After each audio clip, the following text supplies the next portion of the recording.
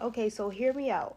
A woman who is well taken care of and can keep herself up will never go without. Like ever. I've never seen a woman who keeps herself up, who maintains her maintenance, who literally invests in herself. Even if it's something as small as like maybe she can't afford to get her nails done at the nail salon, but she buy clip-ons to press-ons to literally keep her nails looking fresh or keep them looking nice. I've never seen this type of woman go broke. It's always an opportunity that ends up falling into her lap, or it's always someone that's willing to take care of her and treat her nicely simply because of the simple fact that she has literally kept herself up. Like, as a woman, your currency is in how you maintenance your beauty. Your currency is in how you literally take care of yourself and maintain your image. Like, you think back to the beginning of times, women didn't have jobs. They had a role to keep themselves looking nice every day, and what they do had that money coming in. Yeah. If you're a beautiful woman, you need to understand that being seen with you is literally the best thing for a man. The reason I say this is because men do not care about a lot of things, but the way a woman looks when they're with a man can literally signify that man when it comes to societal status. I don't make the rules, it's just true. For example, there's literally a saying that you can tell how much money a man has by the way their woman looks. And this is true because rich, successful men love to be with women that make them look good because those women look good.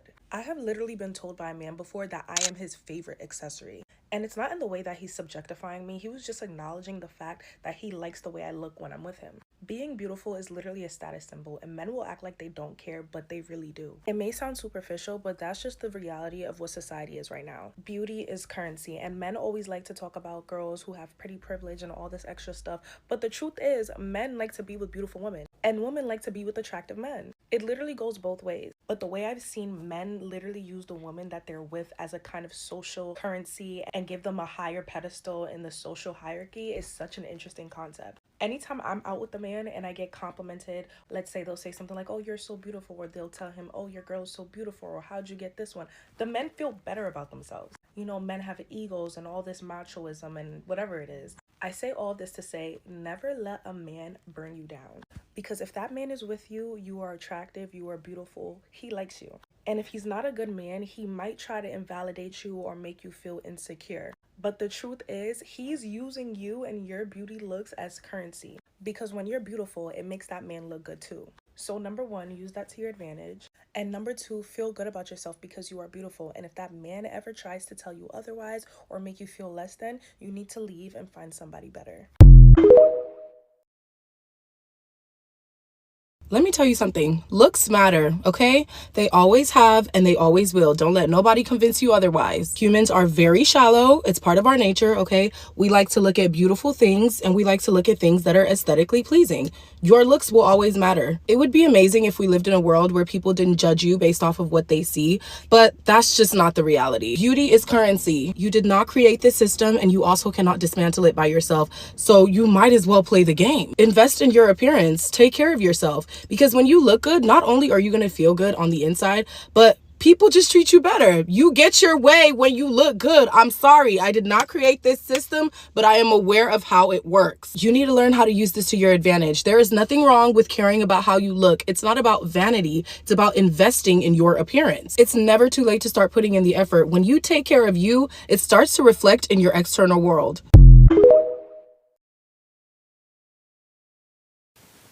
If you are pretty, you shouldn't be paying for anything. If you are pretty, you shouldn't be paying for anything. Anything. If you're entertaining a man and you're paying for stuff, then you're entertaining the wrong type of man. Especially if you know you're attractive, and if you know you're attractive when you go outside and how people respond to you.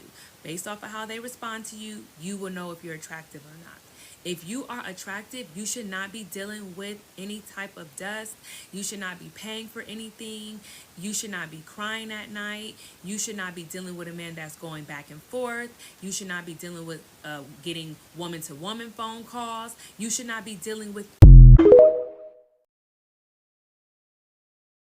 The impact that beauty has on us as women is life changing. Women are possessed with beauty, and I don't think a lot of women understand how to maximize their beauty. It is literally statistically proven that people that are perceived to be more beautiful tend to get more opportunities. They are less likely to get looked over at a job interview. People perceive you to be more personable. You tend to get away with more crimes when you are beautiful. And this is the reason men don't want you to have beauty. This is the reason why they don't want you to wear makeup. This is the reason why they don't want you to wear wigs. This is the reason why they want to police how you are dressed, because beauty is a form of currency. Okay? Beauty is something that you literally can take to the bank and cash out with you when it comes to your everyday life circumstances. Men hate the fact that they do not have beauty as a crutch, and beauty is something that they can leverage. That's why they're always trying to remind women, well, beauty fades, not if you keep it the fuck up. There are women that I know that are 60 plus and they look damn the fuck good because they kept up with their beauty. So no, beauty does not fade.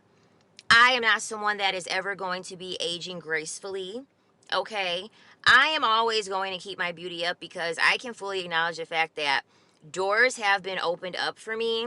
Opportunities have been handed to me.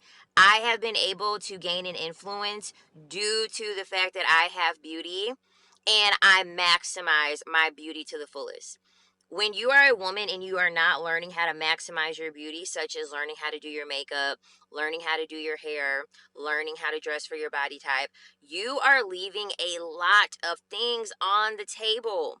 You are overlooking and you are having a lot of missed opportunities in your life. Because if men had beauty, oh, best believe they would be on camera recording. Best believe they would be snatching money out of these men's wallets. I guarantee you these men would be on every goddamn street corner, hooking, doing everything they could using their beauty. Use what you got to get what you want. Your beauty is a form of currency that can take you very, very far in life. If you are aesthetically pleasing or socially deemed attractive, you are automatically placed at the top of the power ladder, and people will always try to humble you, not because you aren't humble, but because we live in a shallow and superficial world, and most people don't find validation from within themselves.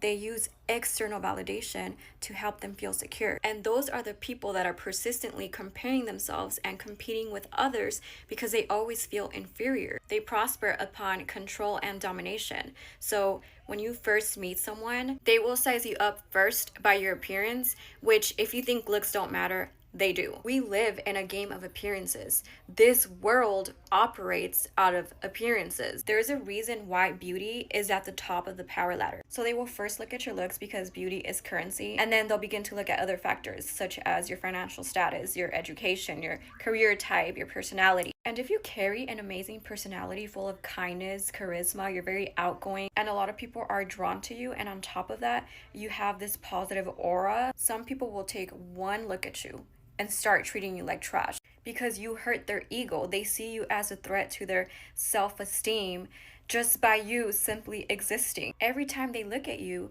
you remind them about their insecurities and instability. So what they'll try to do is intentionally isolate you to make you feel like you're not enough so that they can knock you down a few pegs. And if you allow them to get what they want from you and you allow them to lower your self-esteem down, the treatment is going to get much worse because they'll know that they got to you. So watch out for people that make you feel excluded even when you are affable with them. They'll also choose a part of you that they admire, but they won't admit that they admire it.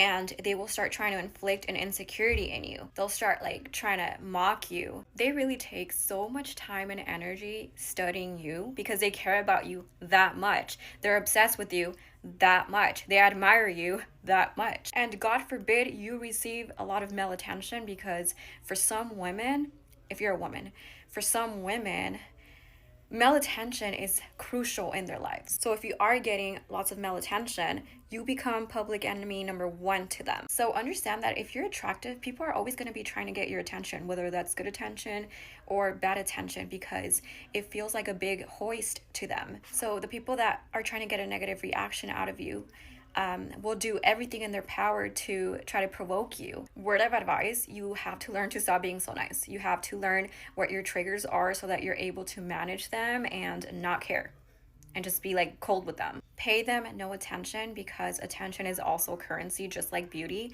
So pay them dust. Don't give them any of your attention, any of your energy.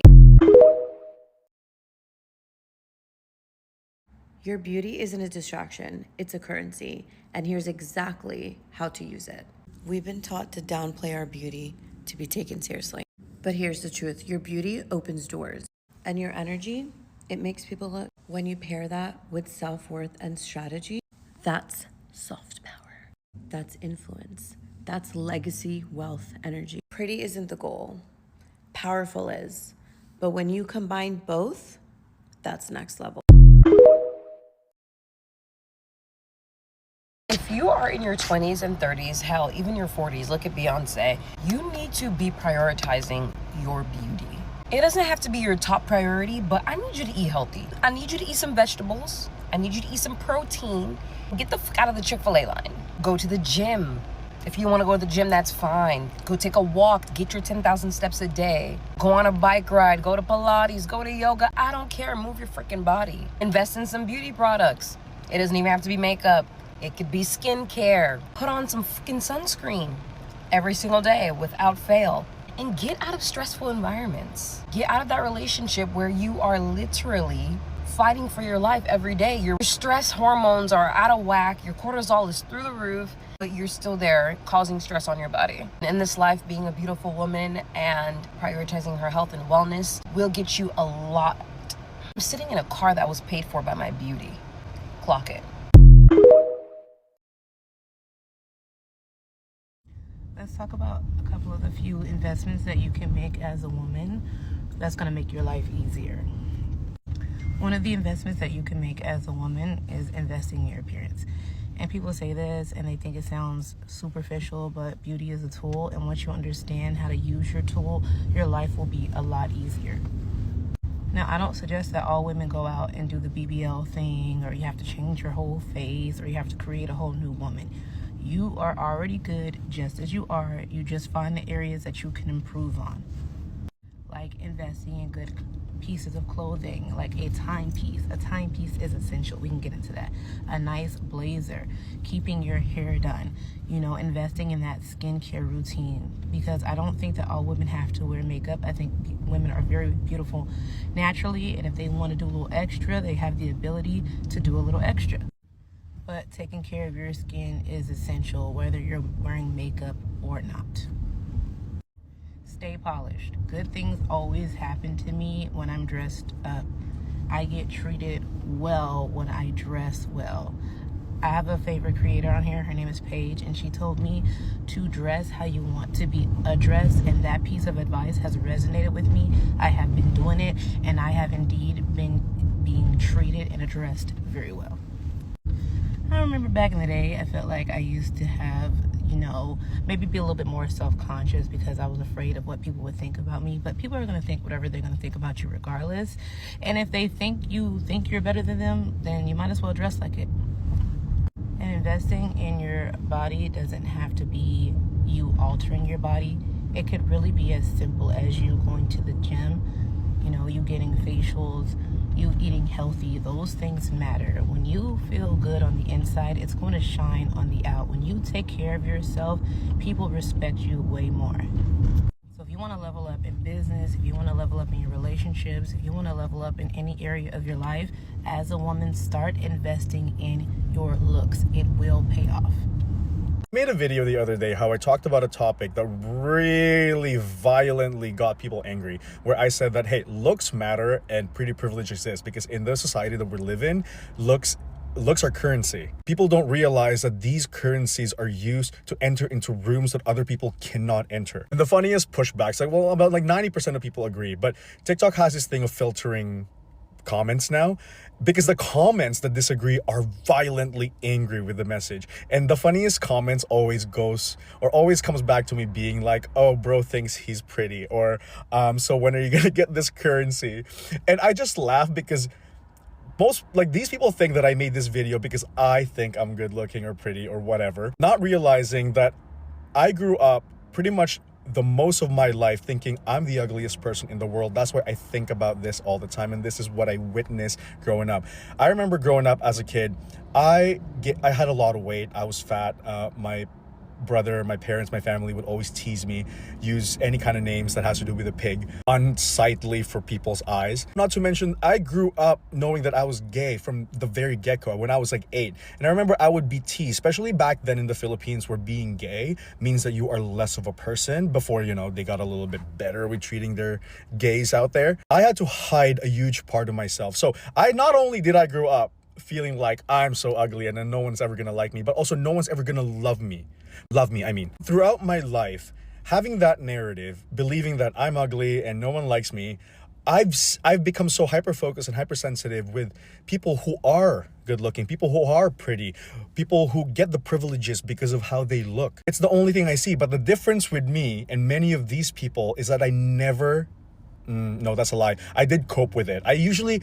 there's some coping mechanisms that I use. One of the biggest coping mechanisms is like, it's not the outside that matters, it's what's on the inside. Like, I embrace that. And that took me away from understanding that there are some facets of truth, especially when it comes to evolution, that we are attracted to aesthetics and good looks. I mean, evolution in itself, back when we were caveman days, like, women were attracted to like guys who have broad shoulders, bigger, because they know that if they choose this person to have family with them, they can protect them. These male cavemans have this inherent kind of likeness towards women who looks healthy and who has childbearing hips, because they know that they'll be fertile and they can carry their seed throughout and then they can repopulate. It's an evolutionary trait to want to be with people who looks good. It is for survival. But the thing is, I get it that we have evolved more into a more psychological, moral, virtue kind of human beings. That's so given. We need to treat each other with such kindness and respect, especially in the world that we live in. But I never made that video to be like,